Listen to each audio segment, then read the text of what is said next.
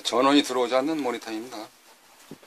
네, 오래됐다 그래서 안 고친 건 아니고요. 네, 저 그동안 사용한 정이 있기 때문에 고쳐서 사용하는, 또 새로 사는 것보다는 가격이 비용이 저렴하기 때문에 고치게 되는 건데요.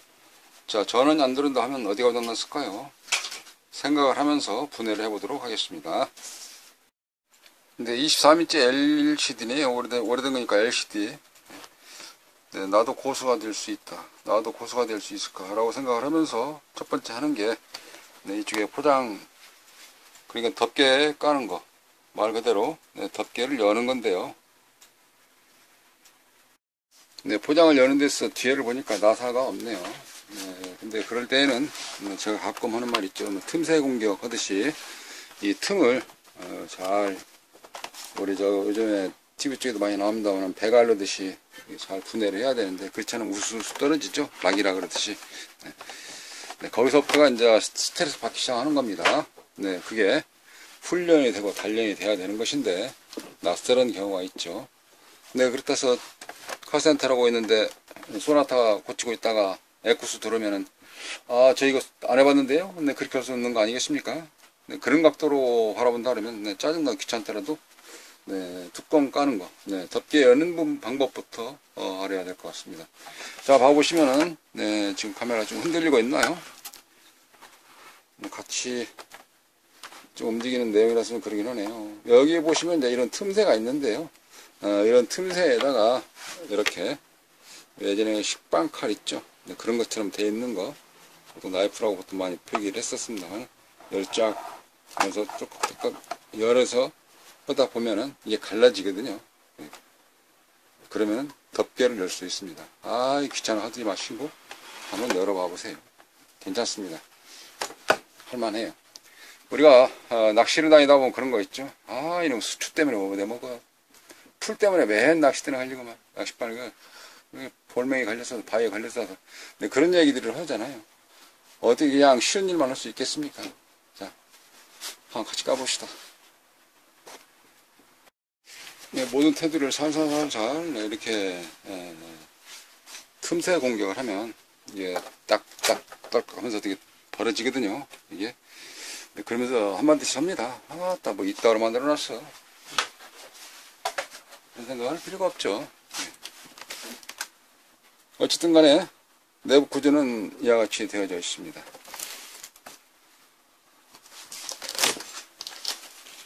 네, 동영상에서 보이는 게 다는 아니죠. 어떤 분은 또 그렇게 이야기를 합니다. 뭐 대체 뭐 수리한 거야 라고, 납땜은 자리 흔적이 없으니까. 근데 또 그렇습니다. 엔지니어 입장에서는, 네, 납땜은 자리 흔적을 남겨놓게 되면은 다른 사람이 똑같이 흉내내기 위해서 일이 안 들어올까봐, 네, 그런 사람을 생각할 수도 있긴 있죠. 네, 또 한 가지는 그 납땜은 자리를 깨끗하게 세척하지 않으면 쇼트, 그걸로 인해서 극간 쇼트가 나게 되면, 네, 또 저항치가 늘어나면서 줄어들면서, 네, 그런 것 때문에 또 깨끗하게 쇼트하는 경우도 있기도 하고요. 세척하는 경우도 있기도 하고요. 이게, 네, 그런 각도로 본다 그러면은 어떻게 했습니까? 기술의 정도다 그러면 세척하는 것이겠죠. 네, 근데 다른 각도, 쉽게 해서 어떤 기술의 탐닉, 그걸 한다 할 때 내용이 없다. 아, 그렇게 되면은 어떻게 느껴질까요? 아, 그냥 자세하게 써놓지. 네, 그렇게 또 말씀하실 수가 있어요. 이게 또 한 가지가 있죠. 뭘까요?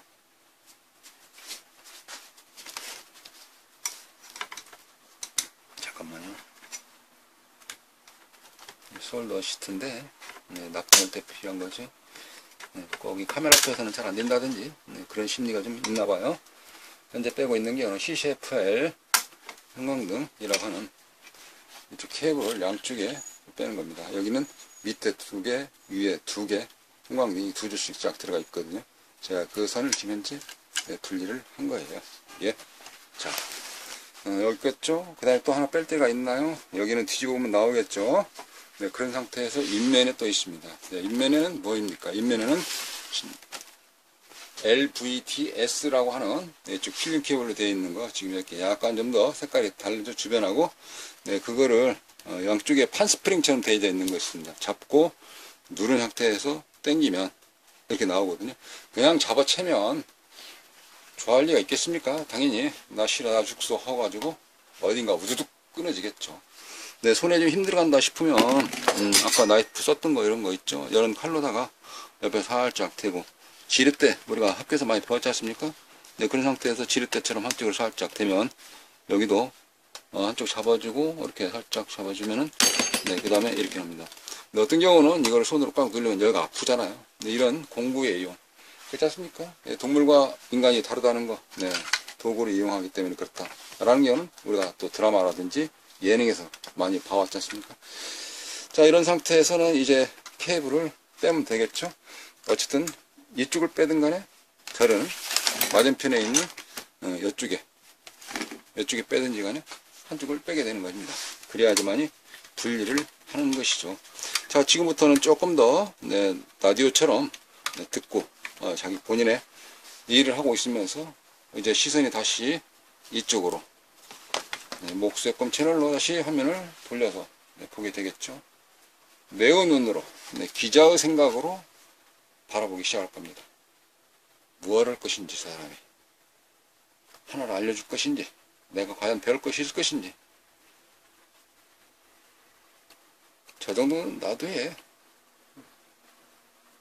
별거 아니고만 아따 저거 갈고 뭔 돈을 그렇게 받는다냐. 다양하죠. 유튜브 보면 다 나와. 근데 저걸 안 한다냐 안 알려준다냐. 그리고 정작 본인이 찍을 때는 생각을 하게 되죠. 저런 거 알려주면 일거리 안 들겠는데 그래도 먹고 살겠나. 황해라고 아십니까? 황해. 개그 콘서트에 나오는 네, 황해. 고객님 당황하셨어요. 네 그렇게 해야지 밥 먹고 살겠나? 그런 거 있죠. 네, 먹고 사는데 지장이 줄여야죠. 저것만 끼면 되겠네. 저것만 갈면 되겠네 하고 일이 안 들어죠. 네, 그래서 유튜브에는 더러 많은 내용이 일부분 빠져 있기도 합니다. 어떻게 보면 지름길로 갈 수 있는 힌트다. 이렇게 말씀드릴 수 있는 것이죠. 제가 카페도 운영하고 있는데 네, 그런 경우가 있어요. 뭐 많이 물어보기도 하고 또 좀 배웠으면 좋겠다 라고 말씀을 하시는데 네, 그렇습니다. 어디냐고. 예, 지산 춘향골 남원입니다. 너무 멀은데 그렇게 이야기를 하시더라고요. 그래서 제가 속으로 그랬습니다. 아이고 모르는 게 뭔 관계가 있어. 배우려는 사람이 가르쳐 주려는 사람보다 열정이 더 높아야지. 응? 가까이 있는 사람이 내 밥줄 뺏긴다 생각하고 내 밥그릇 내주겠어? 잘하는 사람이 응? 내 과정에 옛날에 배울 때는 어땠어? 라고 하면서 술 취한 사람이 헛얘기 또 하고 그런다 그러면은 시간 돼가지고 가야 되는 거 아니야. 눈치 없이 거기 계속 있을 수는 없잖아요. 예. 아이고 가르쳐준다 할 때 기회가 있을 때 가르쳐주는 사람보다 열정이 더 많아야 되는데 그러지를 못하고 편하게 어떻게 앉아서 기다리면서 닦고 받아먹겠습니까? 옆에 있는 가게 하나 차린다 그러면 누가 좀 선뜻 이렇게 열심히 잘해 잘하면 될 거야 성공할 수 있어 뻔한 얘기 상식적인 얘기 그런 거 아니겠습니까? 학생이 어디 내 자식이 공부를 한다 그러면 어떻게 해야 되겠어요? 공부 잘해라 야 차조심하고 근데 그렇게 이야기를 하죠. 마음속은 어떻습니까? 사고 잘 안 나야 되는데 공부 좀 잘하고 와야 되는데 그런 생각을 하잖아요. 근데 그럼 어떻게 해? 오늘 예를 들어서 수학 산수 가르친다 하는 배우는 날이다 그러면은 그래 저 오늘 구구단 좀 잘 외우고 와라. 2단부터 시작하니까 2는 4부터 얘기할 거야. 잘 외우고 오면 돼. 어떤 걸 위험을 해야 될 겁니까? 도로 지나갈 때도 차 조심해라 그런 거보다는 차 교통신호 안 지키는 사람이 있을 수 있거든. 네, 그러니까 좌우 살피면서 또 눈에 잘 보이도록 손도 들고 건널 수 있도록 해라. 예. 요즘에 예전과 달리 건너는 방향도 예전에 인쪽이었는데 오른쪽 요즘 화살표가 바뀌었더라 횡단보도에서 이런 이야기들을 하면서 해야 애기들이 모르는 상태에서는 그거를 생각하면서 걸어가면서 갔다 올 겁니까? 이게 그래도 또랑 건너면서 건너다가 잊어버리듯이 그러긴 하는데 자 열정을 한번 또 해봅시다. 뭐 눈에 보이시죠? 전원이 안 들어온다. 뻔한 거 아니에요. 휴지 나갔을 거 아닌가? 휴지? 당연하죠. 한번 재볼까요?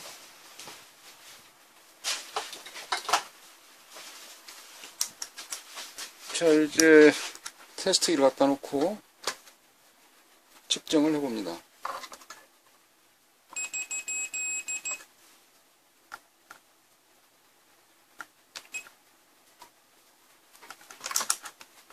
전압이 남아 있었나? 빠졌는데? 그러면 이게 휴즈잖아요. 그러니까 휴즈를 일단 벨소리에 맞춰 놓고 측정을 해 보도록 합니다. 자, 이 자리죠. 삐 소리 난다는 경우는 철사가 이어졌기 때문에 끊어지지 않았다. 그럼 휴즈는 정상이다. 이 얘기 아니겠습니까? 생각했던 거 의외로 어렵지. 쉽게 끝나는 일 아니네. 건식으로 말이지 쉽게 먹으려고 했더니. 그러면서 휴즈가 아니다 라고 생각을 해서, 그러면 지나가는 길목을 전부 다 검색을 해서 봐야 되겠죠. 이와 같은 경우 눈으로 봤을 때 우리가 보통 이야기를 하죠. 육안검사 하다 보니까 부풀어 있는 게 몇 개 있네요. 하나, 둘, 셋, 넷, 다섯, 6개. 이걸 우리가 보통 캐패시터, 콘덴서라고 우리가 시장에서는 많이 부르고 있습니다. 저 콘덴서 때문에 전원이 안 들어오는 거야. 네, 캐시마크가 딱 느낌이 오게 되는 겁니다. 뭐 선이 끊어지든지 하듯이 부품이 쪼개지든지 안에서 반도체니까 보이지 않게 그래야 되는데 그 내용이 아니거든. 콘덴서 일단 갈고 봐야 되죠. 네, 그렇습니다. 어차피 고칠 거 그러면 나중에라도 할 거니까 일단 갈고 교체한다는 뜻이죠. 교환 부품을 교체하고, 네, 그리고 다음 단계를 살펴봐야 될 것입니다. 그래야 머릿속에 잔상이 여러 가지 복잡하게 생각을 하면서도 남아있으니까 저 갈긴 가려야 된다면서 또 다른 걸 보게 되니까 일단 갈아놓고 그리고 생각을 해도 이 갈아놓은 것이가 문제가 하나가 원 바이 원, 그러니까 건 바이 건으로 해서 하나는 끝났잖아요. 머릿속에 개원하게 가는 거 아닙니까? 그 다음 다시 수색하면 되는 거 아니겠습니까? 네, 수색 어디에다가 지뢰를 묻어놨을까? 또 부비출랩 터지면 어떻게 해? 조심해서 살펴봐야 돼. 네, 그런 식으로 수색을 또 해야 되겠죠. 네, 잘못 수색해서 뻥 전기를 넣게 되면은 크레모가 터지듯이 여기저기 산만하게 터지는 경우가 있습니다. 네, 그러나 여기 지금 보이는 이런 콘덴서는 부풀어 오는 거, 이거는 별로 문제점이 없죠. 뻥 터질 일이 아니니까. 자, 그러면 콘덴서를 가려야 되겠습니다.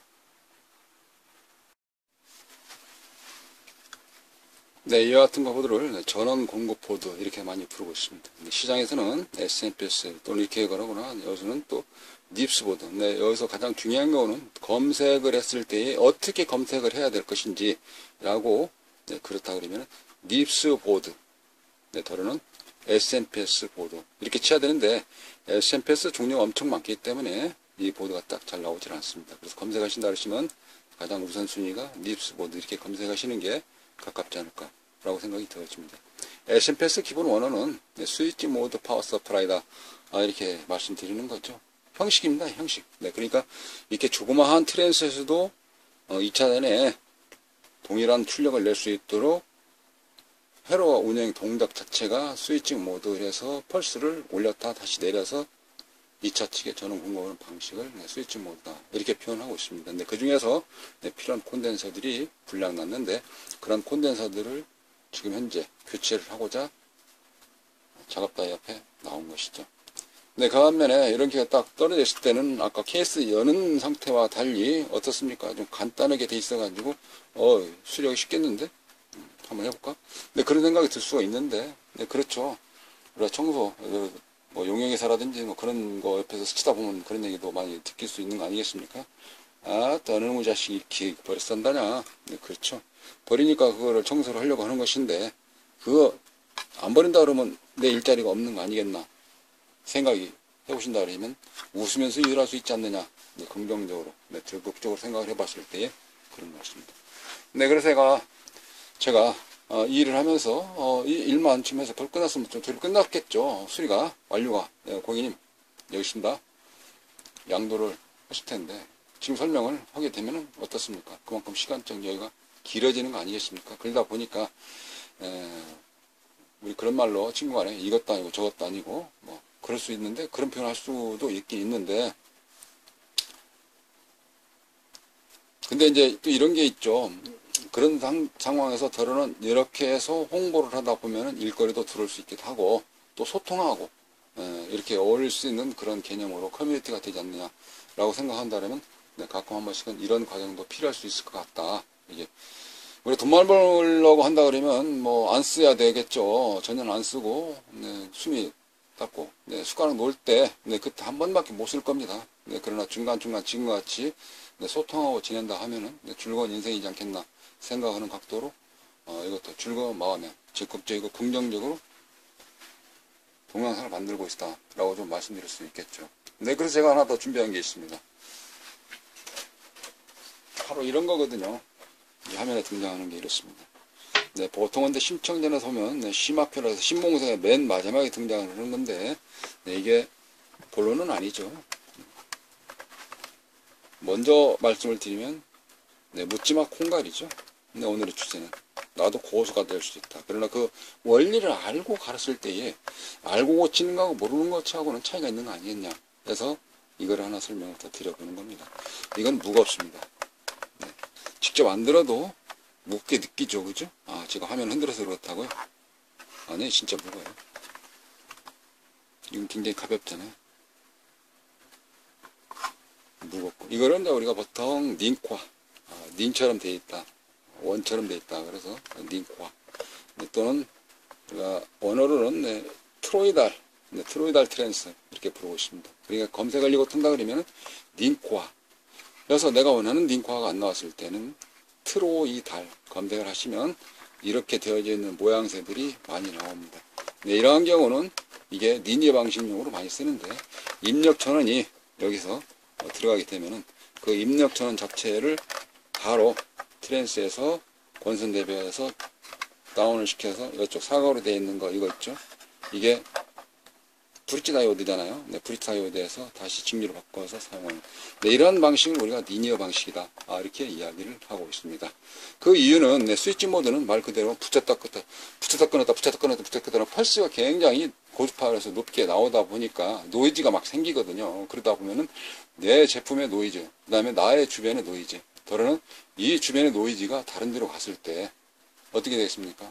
지난번에 뭐 서대문이었던가요? 마포구였던가요? 거기서 통신대란이 일어나듯이, 근데 그 노이즈가 우수수 떨어지는 겁니다. 뭐가? 네, 들어 날리고 있던 것이 떨어지게 되는 것이고, 무인 비행하던 것이, 무인 자율주행 하던 것이 가다가 이상한 데로 날아가서 그렇게 될 수가 있기도 하거든요. 통신이 굉장히 중요한데, 그 통신이 안정되게 할 수 있도록 되어 있는 것이 이 전원이다. 이 전원 중에서도 노이즈. 그래서 우리가 전자나 KS자 붙이면서 합격을 받기 위해서는 굉장히 힘든 게 바로 노이즈입니다.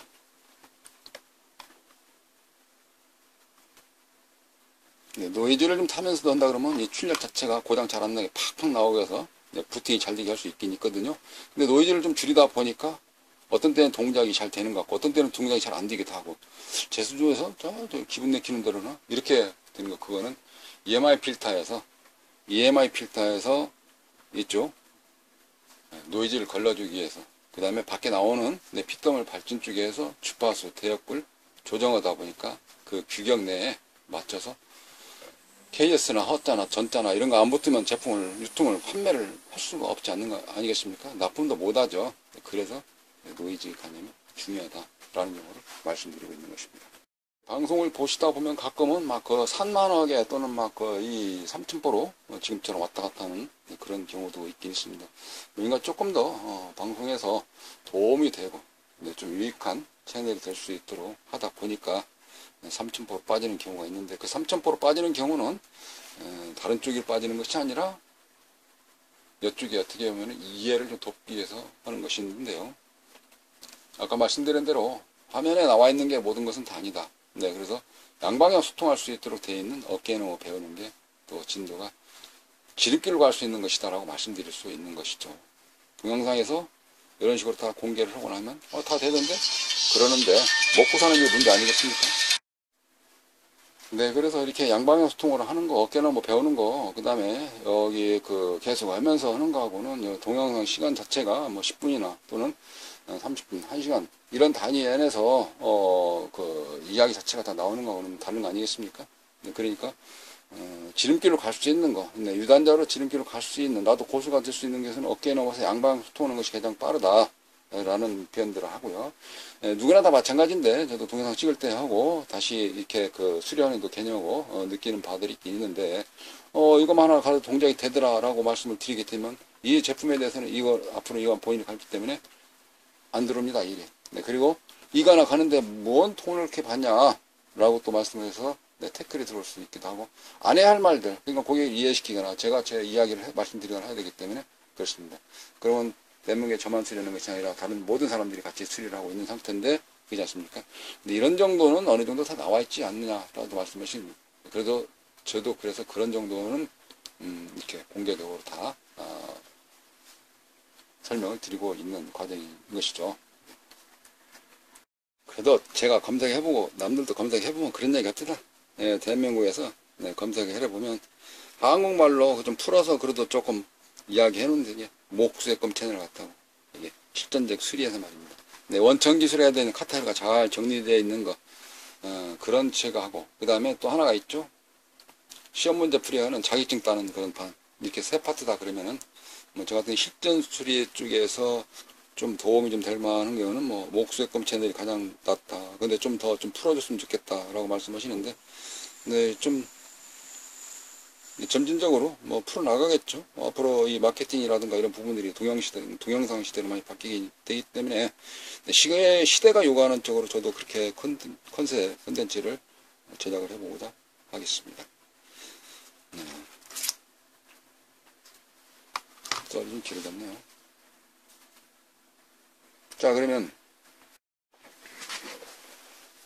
저기 아까 신봉사 심학교 얘기하다가 그 토요일날 그거 하다 보니까 이게 이제 또 좀 썰이 좀 길어진 것 같아요. 자, 여기에서 그라운드를 먼저 찾습니다. 이걸 구현하는데 뭔 그라운드를 찾냐라고 생각을 하시게 되는데 네, 이유가 있죠. 콘덴서의 그라운드는 이쪽이네요. 콘덴서의 그라운드는 이쪽인데 콘덴서 그라운드에다가 납땜을 하게 되면 콘덴서를 지금 교체하고 콘덴서를 뺄 건데 콘덴서를 뺄 건데 플럭스를 한번 좀 살짝 발라주고 플럭스를 발라주게 되면은 납땜이 좀 잘 되는 자리는 잘 되고 이와 같은 페이스트가 있고 가장 많이 봐왔던 오래전부터 했던 것은 이와 같은 또 페이스트가 있죠. 네, 거기다가 질이 좀 더 좋은 것 같은 경우는 이와 같은 것을 우리가 플럭스 이렇게 이야기를 하고 있습니다. 플럭스 종류도 주사기로 되어 있는 거 있기도 하고요. 액상처럼 물로 되어 있는 경우도 있기도 하고요. 일단 여기다가 페스트처럼 되어 있는 플럭스를 이렇게 먼저 하고 납땜은 되도록이면 안 하는 게 좋긴 좋더라고요. 몸이 무거워지고 왜냐면 철 들은 것처럼. 근데 막상 몸에 철이 들이면 중금속 중독이라고 해서 좋은 건 아닌 것 같아요. 예. 이렇게 하면서 몸에 코에 빨려 들어가기 때문에 연기에 납 연소가 분자처럼 좋진 않은 것 같습니다. 이게 결론적으로 네가 직접 수리하지 말고 너한테 보내 그런 뜻이라 오해할 수 있긴 있는데요. 그런 뜻은 아니고요. 오늘 낮에 보니까 뉴스에서 그렇게 나오더라고요. 비닐 대신 사용한다는 팩이 있는데 그 인쇄 자체, 마킹 자체가 금속성 있는 납성분으로 이렇게 되어 있는 재질인가 봐요. 그거 입으로 빨면 안 된다. 그렇게 해서 보다 보니까 그 생각 나서 납땜보다 그 생각으로 해서 설명을 드려봤던 내용이고요. 자, 이거를 한 이유는 이 악어 크립을 이제는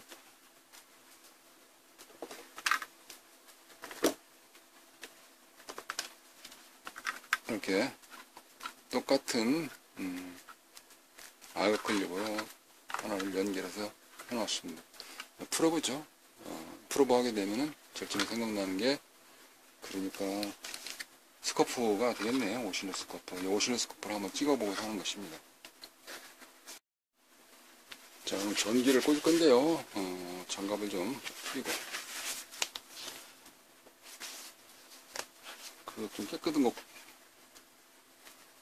좀 장갑을 좀 끼지 그럴 수가 있는데, 매번 일하면서 좀 새거만 꽂을 수는 없고요.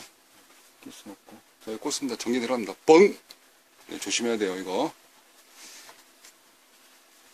눈에는 멀쩡하게 보이지만 전기 흐를 때는 감전 우려 위험합니다. 네, 그런 상태에서 꽂아서 제가 지금 현재 측정하는 경우는 무엇이냐면, 여기 2차측 꽂아서 콘덴서에 부풀은 거 있죠. 네, 콘덴서를 갈기 전에 부풀은 거를 제가 저기 그 스코프 파형으로 한번 좀 살펴보고자 하는 것입니다. 자, 그러면 꽂겠습니다. 일단 꽂았어요. 네, 뻥은 하지 않았고요.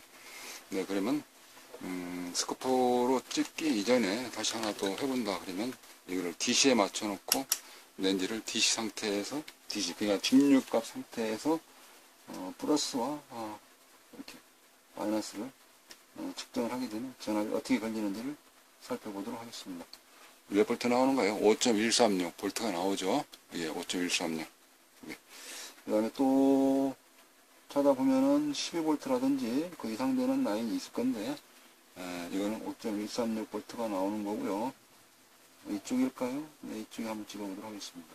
이쪽에 보면은 23.35 볼트가 나오고 있습니다. 이쪽 같은 23.35. 이제 테스트기에서도 잠깐 살펴보시면, 이렇게 됐을 때에 좀 더 큰 덩치를 가지고 찍어본다 했을 때, 여기를 찍어보게 되면은 이렇게 이 자리 찍어보실 때 23.35인데, 저렇게 가만히 봤을 때 여기에 네벨메타가 표시되는데요. 네벨메타가 안 움직인다라고 생각하면 거의 고정이다라고 좀 말씀드릴 수가 있는 것입니다. 자, 그러면 이 상태에서 스코프를 가지고 이제 작업 환경상 좀 흔들리게 될 건데, 카메라가 약간 좀 흔들리겠죠. 그리고 직접 찍고 또 옛날 모드처럼 촬영을 하게 되겠죠. 자, 여기서 찍어볼 자리가 여기를 하나 더 찍어볼까요? 똑같은 자리. 여기를 찍었습니다. 자, 찍고, 이거를 절전 모드로 되어 있었네요. 똑같은 자리를 또 찍게 됩니다. 이렇게 찍어보면은 미세하게 차이가 안 나네요. 그런 상태라 그러면 여기를 배열을 곱하기 10에서 다시 밑으로 내리면 곱하기 1로 되죠. 네, 그런 상태에서 똑같은 데를 똑같이 찍어봤습니다. 깨끗하게 잘 나오네요. 현재 상태는 뭐 우리가 보통 니플이라 맥류라 그러는데 그런 거 없이 잘 나오네요.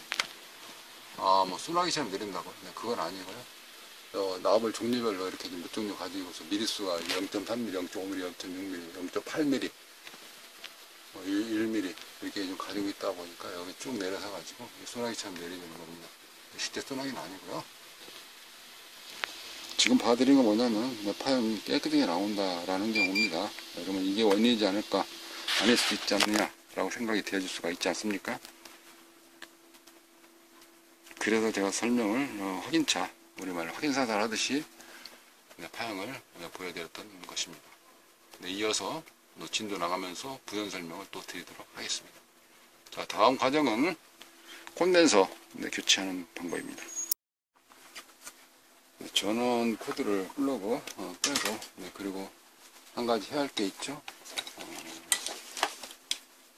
어디 갔나요? 대전압 콘덴서 대권방전기처럼 되어 있는 거를 이 같은 릴레이로 해서 바이브레이션 형식으로 되어 있는 게 있는데, 그거를 여기 있는 콘덴서 값들을 방전을 시키고자 하는 것입니다. 여기 있는 큰 콘덴서 용량에 따라서 이렇게 있긴 있는데요. 그래서 여기부터 먼저 방전을 시켜서 작업하다가 찌릿찌릿 감전, 내가 어떤 송품처럼 느껴지는 전기를 흡수해버리는 아니면 그 전기가 수리하면서 옆에까지 또 전도되면서 그 전이 차이해야죠 부품들이 손상될 수 있기 때문에 그렇습니다. 때로는 이렇게 확실하게 한다 그러면은 이와 같은 경우도 또 이렇게 만들어 쓸 수가 있어요. 닐레 아닌 경우는 이렇게 눌러서 여기 콕 찍어 가지고 방전을 시킬 수도 있죠. 왜냐하면 이게 닐레가 몇 볼트짜리냐에 따라서 그 밑에 전압까지는 굉장히 서서히 방전되기 때문에 그래서 이런 코일을 어느 정도 방전을 시키고 다이렉트로 직접 연결해서 방전을 시키게 되면 방전 효율이 높지 않을까라고 말씀드리는 것입니다. 자, 그러면 이제 자유자재로 만져도 별로 애로사항이 없죠. 즉 감전의 우려가 없다 이런 겁니다. 또 주변에 남아있는 정전 용량으로 인해서 피해를 주지 않는다. 콘덴서는 6개 다 가를 건데요. 자, 그러면 콘덴서 첫 번째 거를 먼저 빼보도록 하겠습니다. 자, 빼게 되면 여기에 플러스 마이너스 표시되어 있는데 플러스 마이너스 표시되어 있는 거 혹시 잘 알아놔야 되겠나 생각이 들어집니다. 네, 그렇다 그러면 그 메인펜이나 매직을 가지고 나름대로의 표시를 해가면서 교체를 하게 될 때 별로 애로사항이 없다, 혼동되지 않는다 라고 해서 이런 유성펜 같은 경우가 잘 지워지지 않기 때문에 이렇게 체크를 합니다. 제가 현재 체크를 하는 것은 여기 라인에 멀티 전원이라서 아까 보시다시피 5V와 23V 네, 그러니까 그쪽에 해당되어져 있는 전압들이 다릅니다. 네, 그럼 콘덴서도 다 다를 것이다. 그래서 측면에 보시면 콘덴서 용량이 470 마이크로, 밑에 보니까 35V. 네, 그러니까 그 자리를 내가 표시하고 나 어느 쪽에다가 표시를 해놓는 거죠. 크기가 비슷하고 위치가 같다 보니까 그러면 작업하다가 그냥 꽂을 수 있거든요. 그래서 이와 같은 경우는 현재 보시면은 이 자리가 35V에 470 마이크로, 이쪽에도 35에 470 마이크로 짜리고요. 네, 그리고 테두리도 저 보니까 35에 470 마이크로 짜리 이런 거고, 여기가 16에 1000, 16에 1000, 16에 1000. 네, 그럼 구분이 되겠죠. 이렇게 적색으로 주변에 이렇게 동그라미 치듯이 반 초등달 그리는 거 하고 안 그린 거 하고는, 네, 그린 거 자체가 어떻게 됐습니까? 적색으로 했으니까 적색이 좀 무겁다, 무섭게 느껴지니까 고압이다 라고 표시할 수가 있겠죠. 유형 표시로. 그래서 적색으로 이렇게 표시해내게 되면 될 것입니다. 그리고 주식에서도 적색으로 표시하는 것이 주가가 상승할 때는 적색을 표현합니다. 주가가 하락할 때는 청색을 표현을 하죠. 이렇게 방향성이 다르게 있습니다. 색깔만 가지고도 그거를 알아보게끔. 그래서 자연의 이치 그러듯이 생각하는 이치가 다 비슷하기 때문에 색깔도 그런 식으로 표현해서 했습니다. 자, 그럼 이번에는 이 콘덴서를 빼게 될 건데, 이 콘덴서 뺄 때 흡입기 가지고 빼도록 하겠습니다.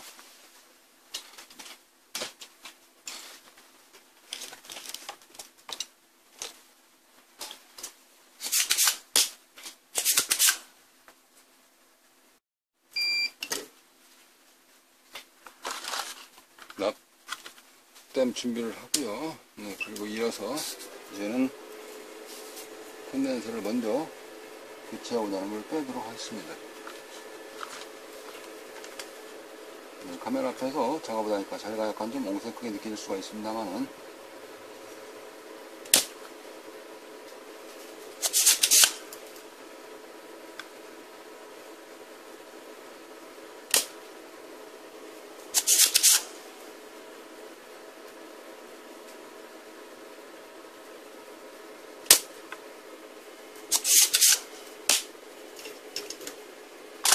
흡입기로다가 빼었습니다. 그냥 빠졌네요. 네, 깔끔하게 깨끗하게 잘 빠졌습니다. 네, 이게 35에 470짜리 동그랗게 하는 거. 그렇죠. 네, 콘덴서는 이와 같이 빼는 방법이 있습니다. 이걸 우리가 보통 납 흡입기다 라고 생각을 말씀을 드리는데요. 납 흡입기도 종류가 굉장히 다양하게 많이 있습니다. 네, 납 흡입기는 또 이와 같이 큰 대양폭포처럼 되어 있는 게 하면 색깔이 검정색으로 되어 있는 경우도 있습니다. 크기는 내가 같고요. 네, 그 다음에 청색인데 많다고 자랑하냐 그런 보여주는 것이 아니고, 여기 끝을 보시면 하나는 검정색이고 하나는 흰색입니다. 이 흰색 같은 경우는 이게 실리콘 재질로 되어 있는 호스고요. 여기는 우리 FBT, 프라이빗 트랜스랑 해가지고 CRT, 이게 브라운관 TV에 있는 고압 트랜스를 우리가 프라이빗 트랜스 이렇게 부르는데요. 그 FBT에 들어있는 고무의 성질을 가지고 있는 것입니다. 근데 고무도 열에 강하기 때문에 그렇고요. 그다음에 실리콘 재질 같은 경우도 이게 가끔 한 번씩 버려지기도 하고 그렇습니다. 지금도 이렇게 사용하다 보면은 이게 지금 이제 갈라져 가지고 이렇게 버려지지 않습니까? 버려지면 납땜할 때 이 자리가 딱딱하기 때문에, 그래서 패턴에 영향을 줘서 여기에다가 부드럽게 하기 위해서는 이런 실리콘 재질, 실리콘으로 되어 있는 호스 있죠, 이런 거를 그 간격만 잘라서 여기에 꽂게 되면은 그 끝에 면이 동판, PCB 기판, 에폭시 기판 거기에 닿았을 때 기판 자체를 손상을 안 시키고 적게 시키고, 그렇기 때문에 패턴도 손상도 안 되면서 할 수 있기 때문에 이와 같은 거 이렇게 꽂고, 네, 그리고 이어서 이제 그 자리를 가위나 또는 니퍼, 스크터 이런 걸로 자르면 되겠습니다. 예를 들어서 이 같은 경우는 가위로 잘라야 되겠네요. 길이가 잘 안 들어가니까 그럼 가위를 가지고 잘라보도록.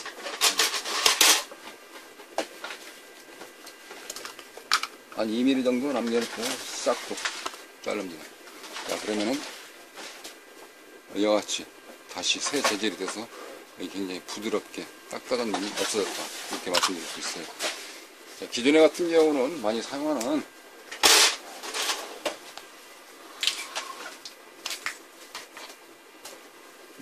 이거 많이 사용을 했지 않습니까? 전부 다 끝에 이런 식으로 달아서 놓는데, 이게 사용하다가 꽉 차거나 할 때 청소를 해야 된다든지 이거 같은 경우도 그러기도 하고요. 그래서 사용하는 양만큼, 작업하는 양만큼 가지고서 작업을 하기 위해서 이렇게 한 내용들이었고요. 이와 같은 경우는 나무 흡입기, 대양폭포 이렇게 부르고 있는데요. 이걸로 이렇게 빼는 방식이 있는가 하면, 지금 뺀 자리가 여기죠. 여기 이 자리 깔끔하게 잘 빠졌습니다. 또 다시 여기 거 한 번 더 빼봐야 되겠네요. 자, 이번에는 이 자리인데요. 이런 자리는 어떻게 빼느냐, 이런 방법이 있죠. 어떤 방법이 있냐면은, 자, 납땜을 빼기 위해서 이를 또 바싹 자릅니다. 다리라 그러죠. 네, 콘덴서 위치가 어느 자리인지 보고 엉뚱한 자리 빠지면 일만 점점 더 커집니다. 자, 그러니까 여기서 잡고 여기서 바싹 잘라요. 바닥과 같이 바싹 자릅니다. 확대해서 좀 살펴볼까요? 보이시나요? 이 자리인데요. 제가 엄지손으로, 원래 오른손으로 해야 예의가 맞는 건데 왼손으로 봐보세요. 위치는 왼손으로나 오른손으로나 같은 자리입니다. 이 자리. 이거는 살짝 움직이게 되면, 네, 어떤 식으로 그냥 빠지기도 합니다. 이거 살짝 움직이게 되면 납땜 안 하고도 이렇게 간단하죠, 굉장히. 그리고 자세하게 들여다보면 구멍 또한 있습니다.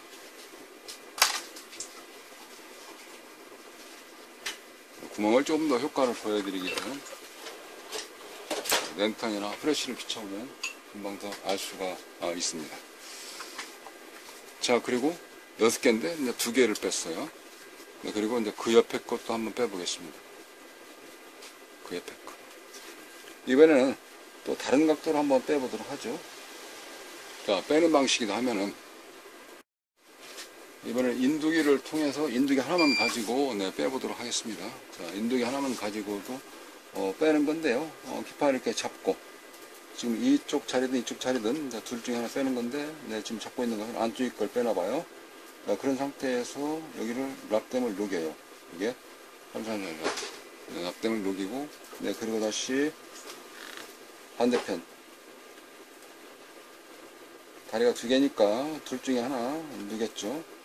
그리고 다시 또 반대편 대대서 납땜을 녹이게 됩니다.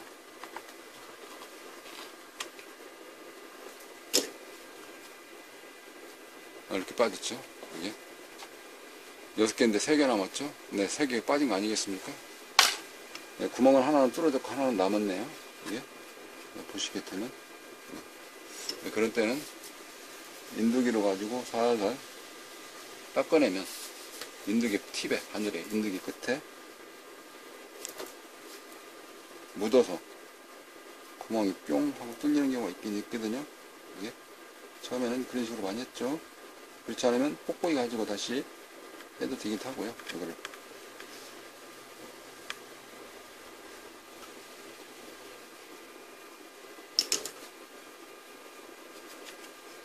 자, 이번에는 똑같은 방식이긴 한데요.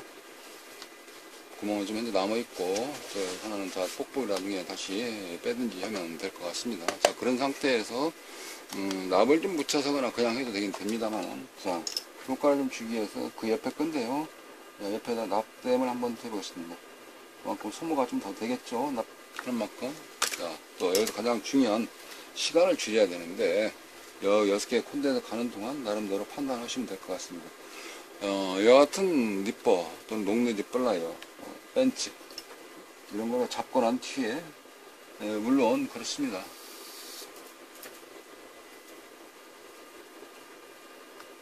양쪽에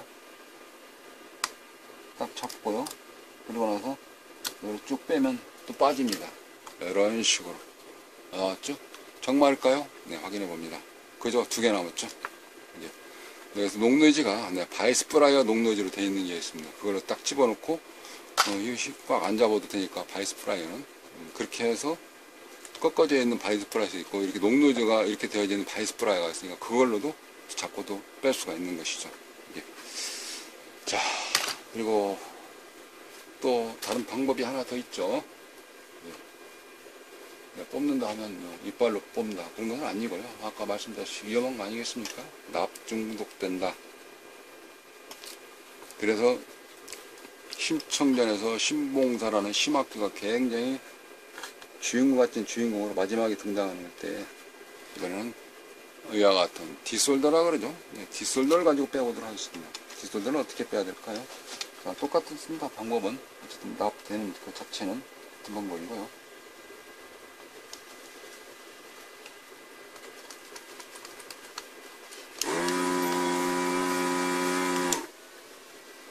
좀 늘어나죠, 그죠? 콧불에서 돌아가는 소리입니다.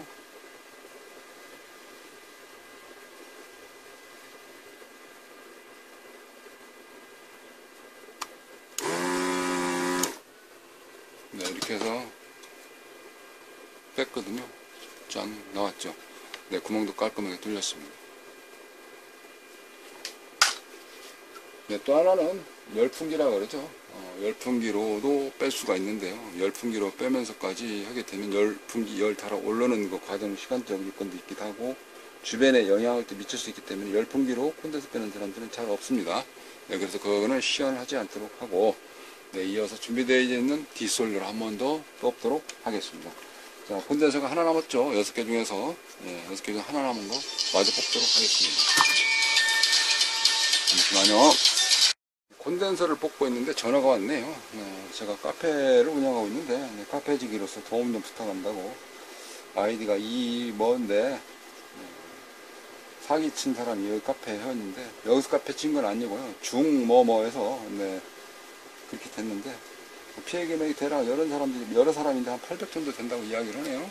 그래서 저도 추리하던 여기도 카페 회원인 것 같은데 어떻게 좀 전화번호라든지 알 수 있냐고 자원 좀 구한다고. 예, 알겠습니다. 그러면 거기 제가 근거 자료를 저한테 한번 넘겨줘 보세요. 양쪽 얘기를 다 들어봐야 되는데 일단 저 근거 자료를 한번 살펴봅시다. 무조건 님의 이야기만 듣고 제가 그런 행동을 취할 수는 없지 않겠습니까? 네, 그거는 제가 나중에 자칫 경솔한 행동이 될 수 있기 때문에 근거 자료를 저한테 반장 닉네임 카페지기 눌러서 쪽지 보내기 박스가 열리면 쪽지 보내기 박스 안에 다시 메일로 보내기가 있으니까 그렇게 해서 근거 자료를 스크랩 이렇게 보내주세요. 네, 그런 사람은 사이압으로 뿌리를 뽑아야 됩니다. 예. 그래서 이렇게 부패되어 있는 콘덴서 뽑듯이 네, 뿌리를 뽑아야 된다. 어떻게 마침 그런 전화가 방금 왔네요. 이게 아마 공지사항 하나 뜰지도 몰라요.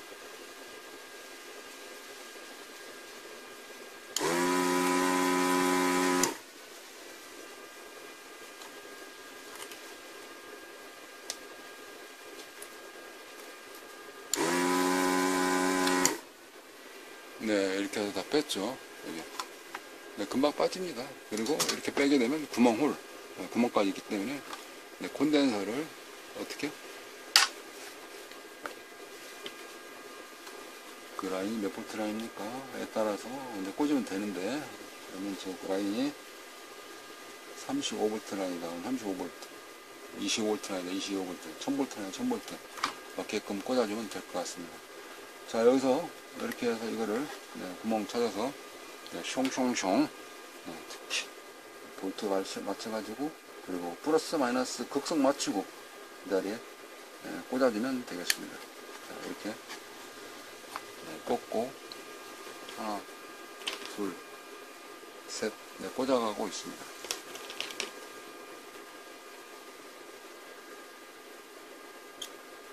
꽂다 보면 생각 없이 노상 하던 일이다 라고 했을 때 자칫 극성이 좀 바뀌는 경우가 있어요. 그거는 특히 주의하셔야 됩니다. 다리를 일단 쉬어놓고 마저 꽂도록 하겠습니다. 자, 하나는 안 들어가네요. 밑에 막혔다는 뜻이네요. 이것도 안 들어가네요. 아까 어떤 방법에서 있는지 기억을 한번 해보세요. 3개는 제자리 잘 안 들어가네요. 이게 여기 하나 들어갔네요. 이렇게.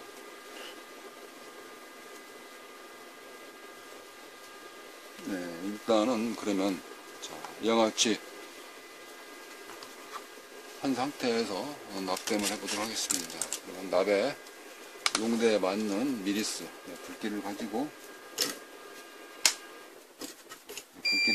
납땜을 하게 되는 것입니다.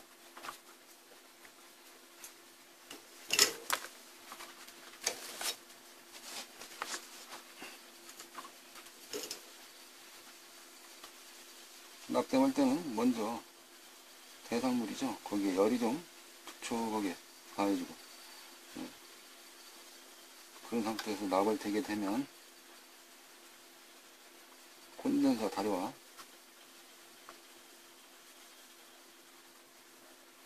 동판과 같은 온도가 되면서 달라붙게 되는 것입니다.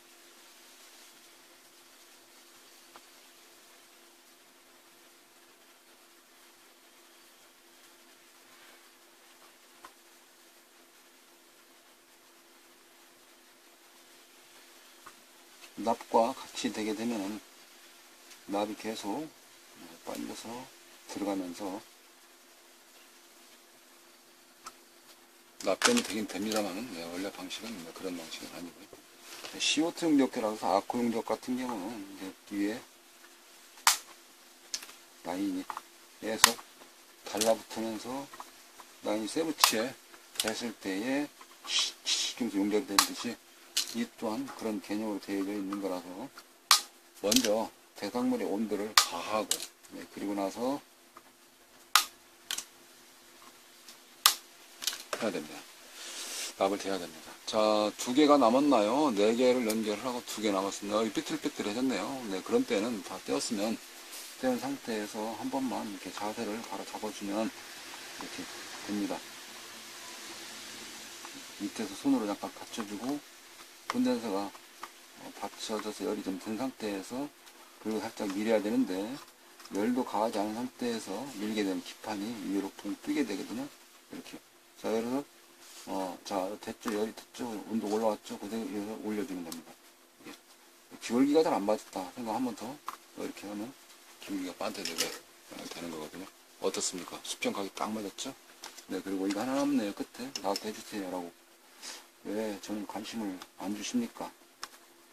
그러면 이 제대로 안 해요 라고 얘기할 수 있기 때문에 다시 관심을 줘서 반듯하게 맞췄습니다. 자, 그런 상태에서는 이번에는 콘덴서를, 네, 이거죠. 이 콘덴서를 길이에 맞게끔 다리를 잘라 보겠습니다. 이번에는 이렇게 다리 잘랐죠, 그죠?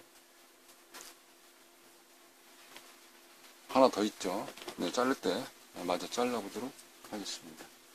기판 굵기만큼 밑으로 나와서 납땜될 정도의 여유가 생겨 있는 만큼 잡고, 네, 그리고 이거를 잘라보도록 합니다. 이렇게. 자, 이런 상태에서 플러스 마이너스 극성을 확인하고 여기서 이걸 잡아요. 잡고 납땜 한쪽에 현재 보면은 막혀 있잖아요. 구멍 하나 뚫려 있는 한데, 네, 그래서 여기 되면은 납이 녹으면서 치고 올라오죠. 네, 그런 상태에서 다리 하나가 잡아주게 되는 것입니다. 잡아준다? 납땜했다. 이런 뜻이죠. 자, 그죠? 또 하나 마찬가지입니다. 항상 극성 잘 맞춰서 잡고 안 들어가죠. 그죠? 구멍 하나가 홀 안에 안 들어가니까 네, 납을 녹이게 됩니다. 살짝 녹은 뒤에 손을 살짝 밀어주면 올라와요. 이게 들어와서 보통 용접이라 표현도 많이 하죠. 네, 용접이 되듯이 쇠가 맞습니다. 자, 됐죠? 이렇게. 자, 이런 상태에서 한쪽만 붙였으니까 한테 받침목을 살짝 대주고, 네, 그리고 이어서 납을 가지고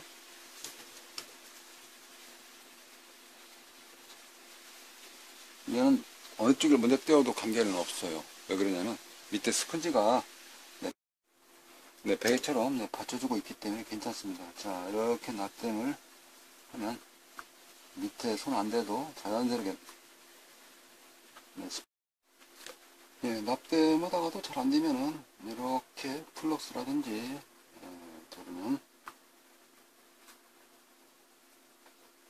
페스트 사용을 하시면 깔끔하게 잘 되는데요.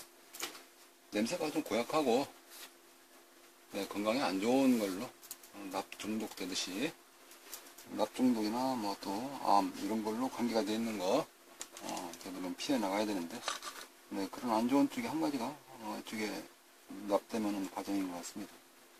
어쨌든 네, 건강 챙기시면서 일해야 할 내용 이쪽 파트이지 않겠느냐 라고 생각이 좀 되어지네요.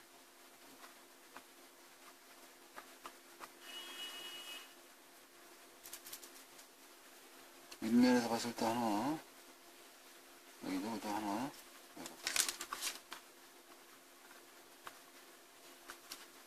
두 개, 지금 가른 거 얘기하는 거예요, 납땜. 세 개,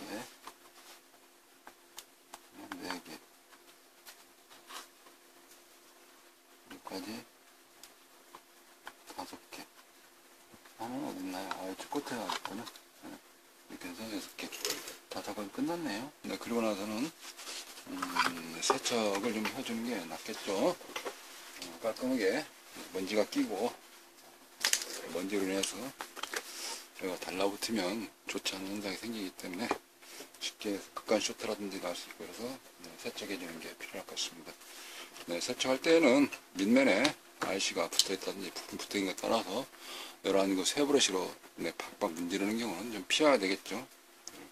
쇠가 없는데 이런 데는 납땜하러 가면 똥이라 그러지 찌꺼기가 달라붙어서 네, 그런 거 굴러다니면 고장날 수도 있어요. 근데 박박 긁으면 이번에는 이 IC가 손상될 수 있기 때문에 이 IC 때문에 박박 긁는 거는 좋지 않다. 그래서 문제를 피하기 위해서는 이런 거는 좀 빼고 다른 걸 써야 되겠죠. 이런 솔도 종류가 있고요. 그러는데 네, 일반 우리 이빨 쓰는 칫솔 같은 경우는 또 좀 모양새가 빠지지 않습니까? 중요한 경우는 그 면에 따라서 정전기가 발생되면서 우리 저 국민학교 때 많이 해봤잖아요. 요즘 초등학교지만 머리에다가 책받침 막 문지르면은 어떻게 겠습니까? 옆구리에다 막 문질러 머리 대면은 머리가 딱 달라붙어 쓰지 않습니까? 이런 게 딱 그런 걸로 생각하시면 되는 거거든요. 그러니까 정전기를 없애기 위해서 줄이기 위해서 붓의 종류도 나름대로 선택을 해서, 또는 면에 따라서는 이게 면이 딱딱한 게 있고 부드러운 게 있으니까 그거 골라서 하시면 될 것 같습니다. 그런 상태에서 이제 세척액을 가지고 부드럽게 세척을 닦아주는 거죠. 좌우, 얘는 동그랍니다. 얘는 한쪽 방향으로 일렬지 이렇게. 그렇습니다. 저 같은 한쪽 방향으로 일률적으로 많이 해요. 그냥 여기 이쪽으로 왔다 이쪽으로 왔다 그러면 나머지 여기서 또 묻을 수 있으니까 한쪽 방향으로 일률적으로 해서 밀어내는 거지, 쓸어내는 겁니다. 이게 예전에 같은 경우는 쓸을 때 대문에서 바깥으로 버리질 않았어요. 복 나간다 그래가지고 바깥에다 몰고 갔다가 대문 안에서 거기서 담아서 버리는, 이런 예의와 복과 관련되어 있는 어떤 어른들의 지혜가 묻어나는, 상대를 배려하는 그런 문화가 있었죠, 예전에는. 지금은 아파트 생활에서 그런가 대문이 없어 그런가요? 지금도 시골에서는 다 그렇게 아마 하고 사실 겁니다. 일단 납땜이 잘 됐네요. 자, 이렇게 잘 된 상태에서 보시게 되면 뭘 납땜했는지 이거 독수리 눈으로, 매 눈으로, 그러죠? 꽁 잡는 게 매다 해가지고 뭐 그만 찾아내면 될 거 아니냐. 그렇게 그거는 낭비다, 소비다. 더러는 그게 잘 안 나올 수가 있다, 안 보일 수가 있다. 그리고 이야기를 하고 왜 갈았는지라고 그런 거를 소통하게 되면은 이게 바로 지름길이다 라고 말씀드릴 수 있는 것이죠. 예. 이제 꽂아 보면은 이게 이제 나올 수가 있는 것입니다. 자, 그럼 여기서 한 대목. 자, 여기서 한 대목, 이와 같은 콘덴서들이 이게 부풀어 올랐잖아요. 이거 같은 경우는 470. 그 다음에 아까도 1000짜리 하나 더 있었죠. 이렇게 1000짜리 두 개를 놓고 한번 살펴보도록 합니다. 자, 이거 470짜리 가지고 먼저 살펴보도록 하죠. 그런 상태에서 보시면은 콘덴서에 맞춰놓고 셀렉터를 현재 메가옴, 부저, 다이오드, NF, 마이크로페럿이다 이런 표현이겠죠. 그런 상태로 놓고 측정을 해보도록 하겠습니다. 베개 각도가 딱 맞아야 되는데 그래야 잘 보일 텐데 말이죠. 그리고 검진봉, 니드봉을 가지고 측정을 해보도록 합니다. 여기가 470짜리인데 측정을 해보도록 하겠습니다. 자,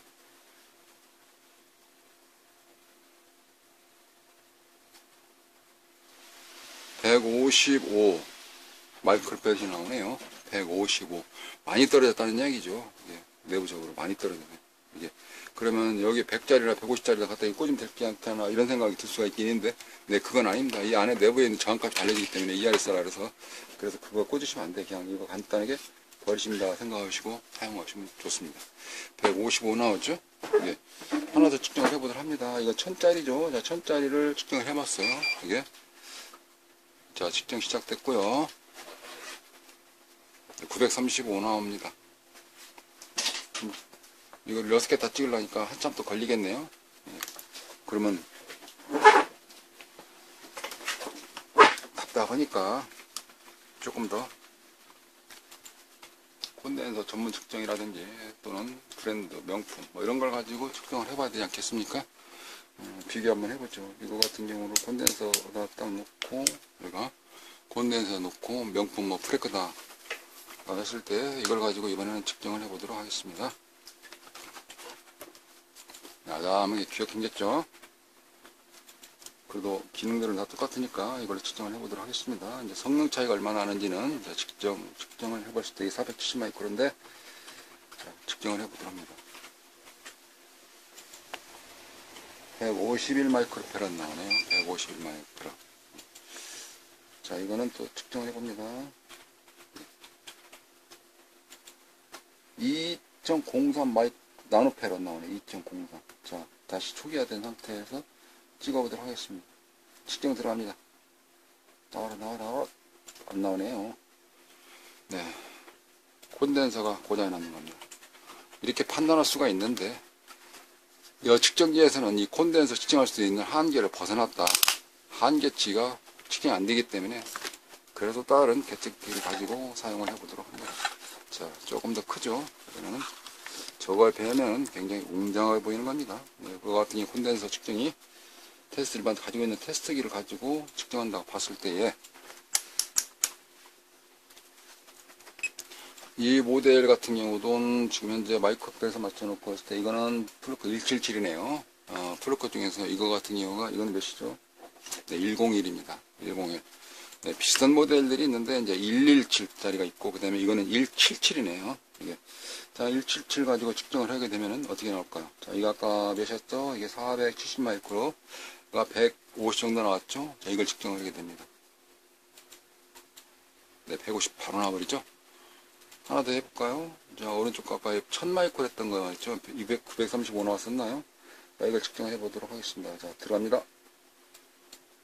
접촉이 안 됐나요? 다시 측정합니다.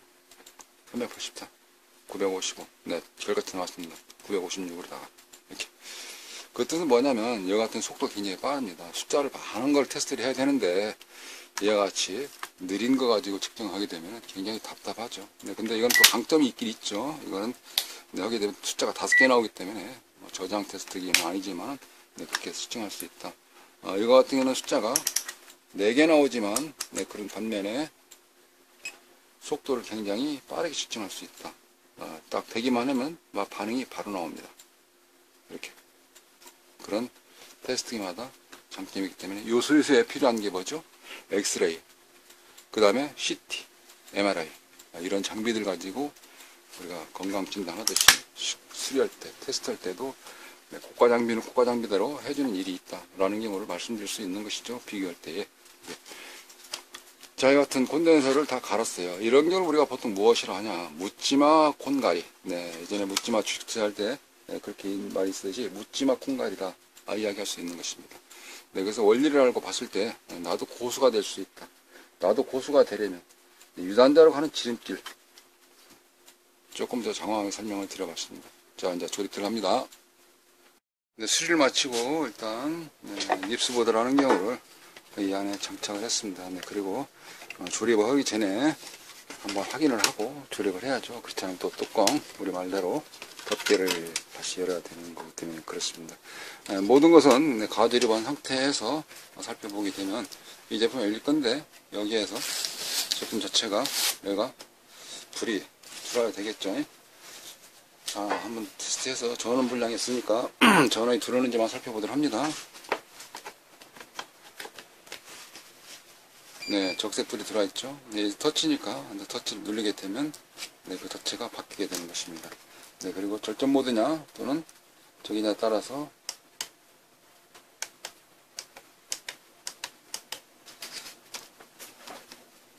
예, 꺼졌죠. 다시 한번 켜보도록 합니다. 네, 잘 되네요.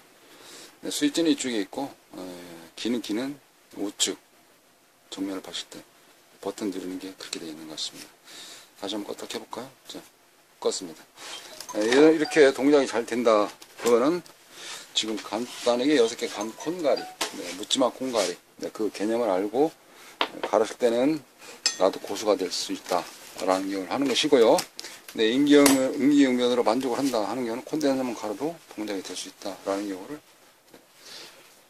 그거는 이제 또 차후에 분과를 나눠서 세분화해서 설명을 더 드리겠습니다. 왜 콘덴서가 중요한지를 설명을 좀 더 드려보도록 하죠. 네, 일단은 저는 고객님에게 물건을 넘겨드려야 되기 때문에 하나를 붙잡고 있는 시간, 이것만 하고 있으면 매출이 안 올라서 안 되겠죠. 그래서 어떤 경우는 시간 때문에 자세하게 설명을 빼는 경우도 있기도 하고요. 또 매출로 관계되면서 원포인트 이런 정도는 일단 가감해서 동영상 촬영하는 경우도 있기도 하고 그렇습니다.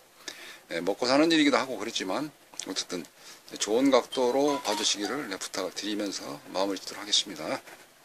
를 마치고 조립을 끝냈습니다. 이런 상태에서 전원을 연결을 하고 스위치를 켜보도록 합니다. 자, 터치식이니까 불이 들어왔죠. 해서 로고가 나오고 이어서 화면이 나오고 있네요. 화면 잘 나옵니다.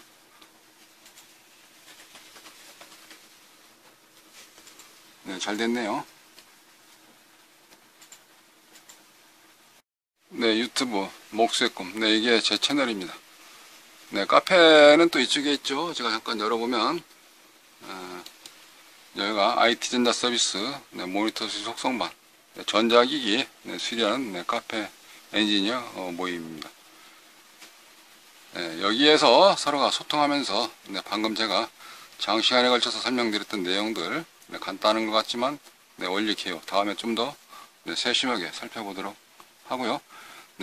블로그 같은 경우는 단방향 통신, 일방적이지만 양방향 서로가 소통할 수 있는 이런 카페 활동하시면서 노인과 빠르게 지름길 갈 수 있는 무엇인가 조금이라도 도움이 되시기를 바라겠습니다. 이상으로 모든 수리를 모두 마치도록 하겠습니다. 감사합니다.